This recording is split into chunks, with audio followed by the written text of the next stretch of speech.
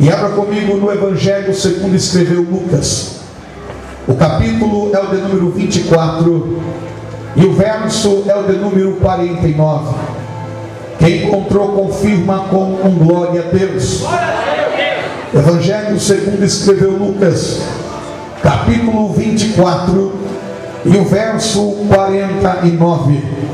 Para a nossa meditação e também para o nosso crescimento espiritual.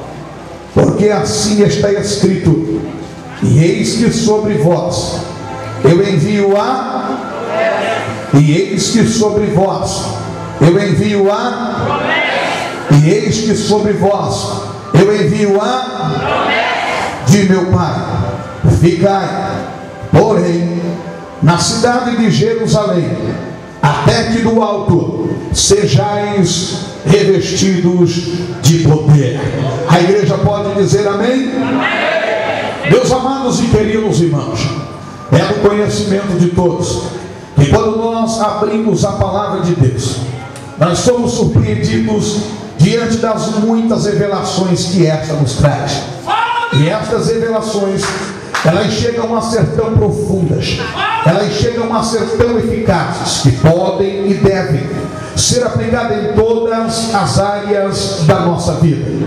Nesta madrugada de sábado, nós estamos diante do primeiro tratado que foi escrito por Lucas, acerca de tudo que Jesus começou não só a fazer, mas também a ensinar durante o seu ministério terrestre. A Bíblia, ela vai nos dizer que Lucas é conhecido como médico, companheiro de Paulo em muitas de suas viagens missionárias. Lucas, no propósito de evangelizar um amigo chamado Teófilo, ele vai buscar registros legais para falar do ministério de Jesus. Na ocasião, ele se inspira em Marcos, e a partir daí ele mostra a universalidade do Evangelho da Paz, mostrando Jesus não só como o Messias esperado pelos judeus, mas como aquele que veio no propósito de salvar a humanidade.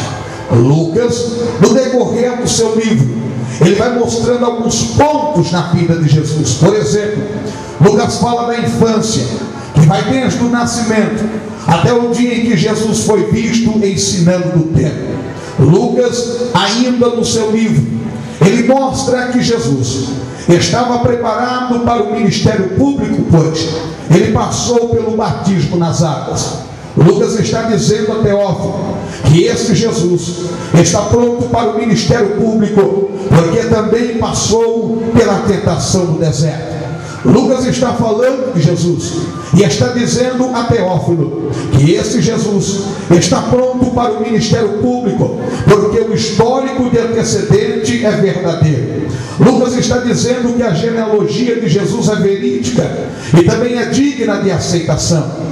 Lucas está dizendo a Teófilo que esse Jesus está tão preparado para o ministério público, porque ele sempre foi um homem de oração. No ministério ainda, Lucas está falando que Jesus passou pela Galileia, que Jesus passou por Nazaré, que Jesus também passou por Cafarnaum.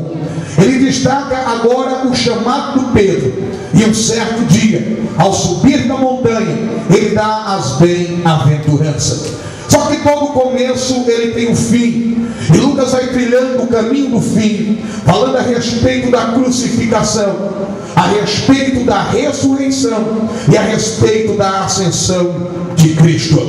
No capítulo de número 24, nós estamos com Lucas no cenário da ressurreição, e a Bíblia, ela vai nos dizer que na ocasião, Jesus, com as suas palavras, aquece o coração daqueles discípulos que estão no caminho de Emaús. Em um momento de dor, em um momento de tristeza, em um momento de angústia, quando os discípulos estão trancados com medo, através da pressão espiritual, o Senhor aparece a eles e diz uma palavra que até hoje surge efeito na nossa vida.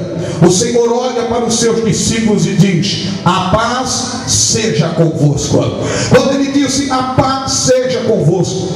Alguns deles começaram a temer no coração, porque à primeira vista para eles, aquele não era Jesus, era simplesmente um espírito. E o Senhor, conhecendo o que estava no coração deles, disse: por que estáis preocupados? Não sabeis vós que eu sou que estou entre vós?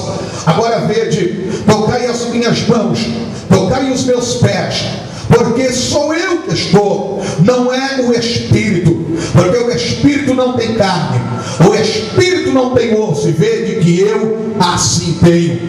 Os discípulos ainda estavam duvidando daquela visão que eles estavam vendo, e é nesta ocasião que o Senhor, para confirmar a autenticidade que era Ele que ali estava, Ele olha mais uma vez para os discípulos e diz: e eis que sobre vós eu envio a promessa de meu Pai. Quando ele disse desta maneira, logo alguém começou a ter certeza que quem estava falando com eles era o mesmo que havia feito os milagres na terra. Alguém olhou para mim nesta semana e ainda disse: pastor, o que é que significa promessa? E eu entendi que a palavra promessa, ela significa literalmente, primeiro, um juramento solene. Este juramento, ele veio no propósito de realizar ou de conceber alguma coisa específica. Quando nós falamos de promessa, estamos falando de coisas verdadeiras. Quando nós falamos de promessa, estamos falando de coisas firmes. Quando nós falamos de promessa, estamos falando de coisas convincentes, ao que está ligado às palavras de Deus, que é direcionado ao homem da terra. Qualquer leitor da Bíblia Sagrada aqui, ele vai concordar comigo que, teologicamente falando, existe somente dois tipos de promessa. O primeiro tipo de promessa que existe é aquela que nós chamamos como promessa condicional. A promessa condicional, ela está ligada basicamente à posição, à condição ou à vontade daquele que recebe a promessa. Eu sei que muitos aqui nesta madrugada já tiveram o privilégio de ouvir ou de ver Deus usando um dos profetas ou um dos seus vasos e dizendo: se tu entrares na minha presença, se tu andares no meu caminho, então eu, o Senhor, vos abençoarei de uma maneira especial. A promessa condicional é esta, está ligado no se tu fizeres ou se tu andares, depende de uma posição daquele que recebe. Só que a promessa condicional, ela não está fixada somente nisso, porque em cima da promessa condicional existe uma promessa que nós conhecemos como promessa incondicional. Diferente da condicional, a promessa incondicional, ela está ligada diretamente à vontade de Deus, independente da condição, independente da posição ou até mesmo da vontade daquele que recebe, porque a promessa condicional, ela está ligada no querer da pessoa que recebe, mas a promessa incondicional está ligada diretamente na vontade de Deus. Essas duas ordens de promessa estão debaixo de uma lei que nós conhecemos como vontade permissiva de Deus. O apóstolo Paulo, conhecendo isso, escreve uma carta aos crentes que está em Roma, e no capítulo 8 e no verso 28 ele diz: sabemos que todas as coisas, que coisas são estas, pastor? São aquilo que nós passamos diante da nossa caminhada terrestre. Está relacionado com lutas, está relacionado com provas, está relacionado com conquista, está relacionado com tristezas, está relacionado com percas, com frustrações. O apóstolo Paulo está dizendo todas estas coisas. Ele não disse a metade delas, ele disse todas essas coisas. Todas estas coisas contribuem juntamente para o bem daqueles que amam a Deus e daqueles que são chamados pelo seu decreto. Quando nós falamos de promessa ainda, o escritor aos Hebreus vai nos dizer, no capítulo 10 e no verso 23, retenhamos firmes a confissão da nossa esperança, porque fiel é aquele que nos prometeu. O apóstolo ainda disse desta maneira: aquele que é poderoso para fazer tudo, muito mais abundantemente, além daquilo que pedimos ou pensamos, segundo o poder que em nós opera. Sabe que poder é este? Este é o poder da promessa de Deus. Eu vou trazer luz ao teu entendimento, para que você possa glorificar nesta manhã. Todas as promessas estão debaixo da vontade permissiva de Deus, e a vontade permissiva de Deus fez com que você chegasse hoje aqui neste lugar. E já que você chegou, a palavra não é outra, a palavra é vitória, vitória, vitória, vitória, vitória. Queira o inimigo ou não, todas as promessas de Deus vai se cumprir na tua vida. Queira o adversário ou não, tudo que foi falado por Deus vai se cumprir na íntegra na tua vida. É nesta noite que a promessa dele está garantindo a virada do teu cativeiro. Alguém está pensando que não, alguém está pensando que nada vai acontecer, mas eu vim aqui como profeta para te dizer: todas as promessas do Senhor se concretizará na tua vida. Quem acredita nisso, levante a mão para o alto e dá glória. Todas as promessas do Senhor, elas vão se cumprir na tua vida.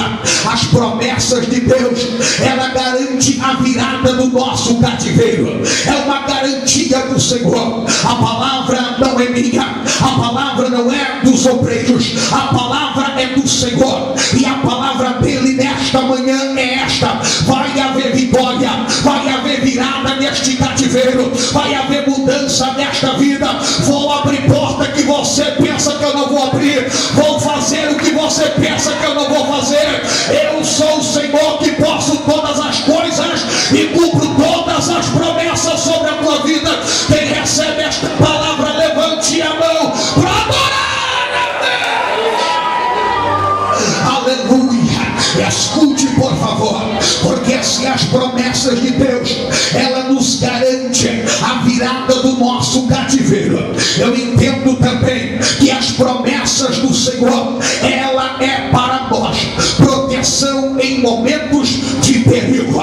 Eu vou repetir: as promessas de Deus é proteção em momentos de perigo. Quantos aqui se lembram do capítulo 6 do Gênesis? A Bíblia, ela vai nos dizer que é um tempo da corrupção do gênero humano. Era normal naquela época você encontrar mortes, estupros e roubo. Era um tempo que cada um fazia o que quisesse e ninguém dava satisfação a ninguém do que fazia. Só que a Bíblia diz que o pecado da humanidade começou a incomodar a Deus, e o cheiro daquele pecado subiu até as narinas do Senhor. Quando isto acontece, o Senhor diz desta maneira: para que o meu espírito não contente para sempre com o homem, eu vou acabar com